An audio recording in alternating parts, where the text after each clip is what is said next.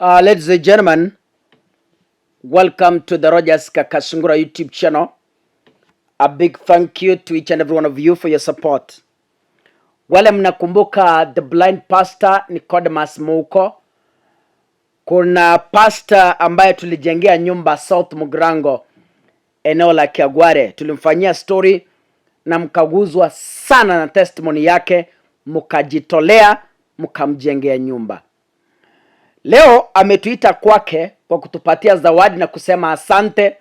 Tukaona kaka, tutakataa, wacha tuitikie. Tulienda pale na hakika nyumba ni safi na iko sawa. Nyumba ilipigwa plaster vizuri. Labda Mungu akimjalia apate rangi, apake na itakuwa sawa. Lakini kuna mahali ilisalia vile alinieleza. Sitting room ilimwagiwa tu kokoto na haijawekwa nail na red oxide. Bedroom zote na store zote zilitengenezwa zikawekwa nail na red oxide, ziko sawa. Lakini sitting room bado ndio imesalia, na zile pesa ambazo tulipewa ziliisha, na one section ya nyumba mchanga iliishia katikati kidogo tu. So is again appealing, iwapo kuna mtu ataguzwa, amsaidie kumaliza hiyo kazi na pavements pia kutoka nje. So hii sio kwa lazima, lakini iwapo umeona hizo picha na umependezwa na ungependa kumsupport kumaliza section imesalia, bas you can send your contribution to my number. Hapa sasa tunahitaji only cement and cement, sand na red oxide. Hizo tu peke yake, na kama kuna mtu atakubali kumtengenezea pavements pia tutahitaji kokoto. So God bless you, ladies and gentlemen, as you keep donating. Back to politics. Kaka, you saw some propaganda online at night, and Raila Odinga is putting things straight, and this is what he's saying. Yesterday, Kenya Kwanza released a one-sided statement signed by Honorable Kimani Ichung'wah that they claimed to incorporate our views. We disown the statement by Honorable Ichung'wah as mere and nothing to do with it, had nothing to do with it. Its contents were those of Kenya Kwanza, their wish list. Kaka, to my own layman's knowledge,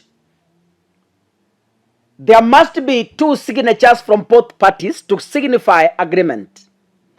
We cannot have an agreement that is signed by a single party. That is not an agreement. So the press release you saw yesterday from Kenya Kwanza had only Ichung'wah's signature, and the position, the section of the minority whip, that's Opiyo Wandayi, was left blank. That tells you it was null and void. Now, Azimio wish to clarify as follows. Number one, we remain committed to dialogue and a peaceful resolution of the social, economic, and political problems the country is currently witnessing and that threaten the lives of millions of our citizens. Number two, in that spirit, we sanctioned a meeting between our leadership and that of Kenya Kwanza under the facilitation of H.E. Obasanjo. Number three, this initial meeting was to prepare ground for honest discussion of the issues we have been raising and those that Kenya Kwanza feels like raising. The meeting was therefore a talk about envisaged talks. Number four, we take this earlier opportunity to thank H.E. Obasanjo for offering himself as a senior son of Africa and a global diplomat to oversee a peaceful resolution to the crisis here. Number five, we take note that Kenya Kwanza is trying to deny H.E. Obasanjo's presence and leadership of that talks. That would be very, very unfortunate development indeed. It points to Kenya Kwanza now institutionalizing the culture of deceit and taking it to the global stage.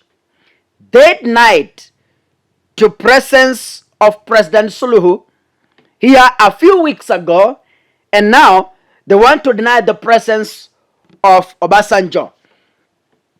Number 6, while we remain committed to dialogue with Kenya Kwanza for a speedy and sustainable resolution to the country's problems, our issues haven't changed. Our priority for discussion is the escalating cost of living, which has only got worse with the lifting of the conservatory order on 2023 Finance Act last week. Number 8, we want to see actions by the regime that will lead to the immediate lowering of cost of living. It is our position that this issue does not require any discussion but policy stroke action by Kenya Kwanza. But since they won't do it, lowering the cost of living has to be part of the talks. Negotiations must therefore include the repeal of the oppressive, cruel, and Incentive Finance Act 2023. Under Article 43, it is the responsibility of the state to guarantee access to basic needs such as food, education, water, health, etc. Number 9, negotiations must include the issue of inclusivity. Kenya Kwanza must be made to disown and disavows the illegal, unconstitutional, and divisive efforts to turn Kenya Kwanza into a private company that hires only those who voted for Kenya Kwanza. We remind Kenya Kwanza that the declaration by Rigathi Gachagua that Kenya Kwanza is a private company, which has never been disowned by Mr. William Ruto, isolates, marginalizes, and treats several communities and regions in Kenya as second-hand citizens.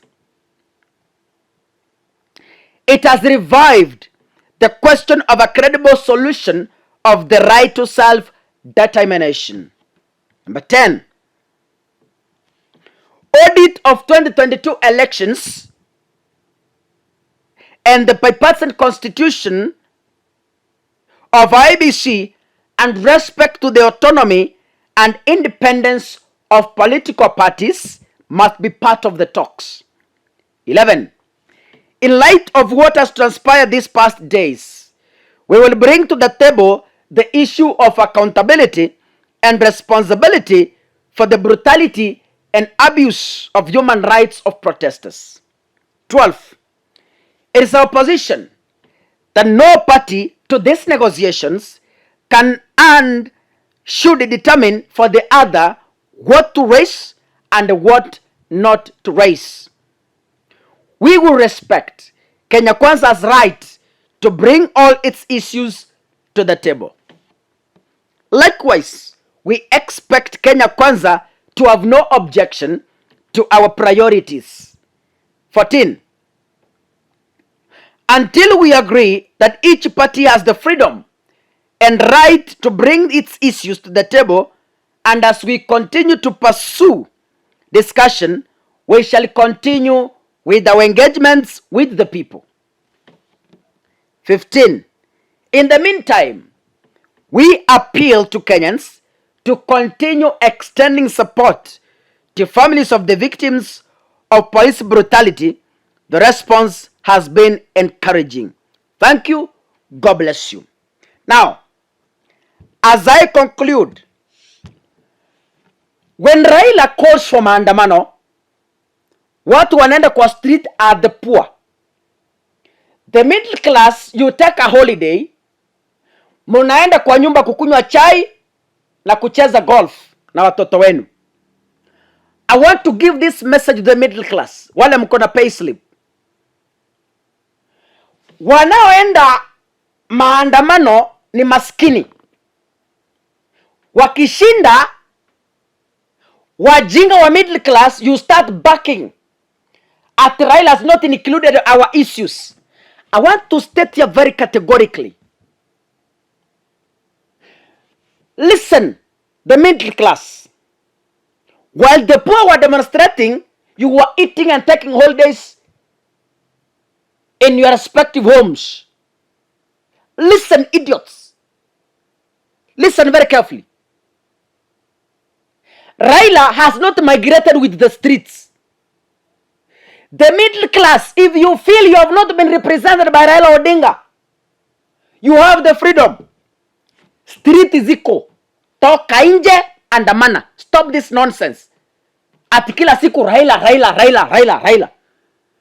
Ikifika uchaguzi, munapiga kwingine. Kwa sababu munaitisha mikutano mahoteli, munapewa kitu kidogo. This time round, we want to deal with you once for all. Once for all. Raila hajama na street. Nyinyi watu wa payslip, kama unafikiria Raila haja kurepresent, street ziko. Raila hawezi kula tear gas, wewe ukilala kwa nyumba ukingoja kupiganie. Ndugu, forget. Toka nje, andamana, tafuta haki yako. Wacha kutusumbua. Stupid. God bless you. See you in the next video. Asanteni sana.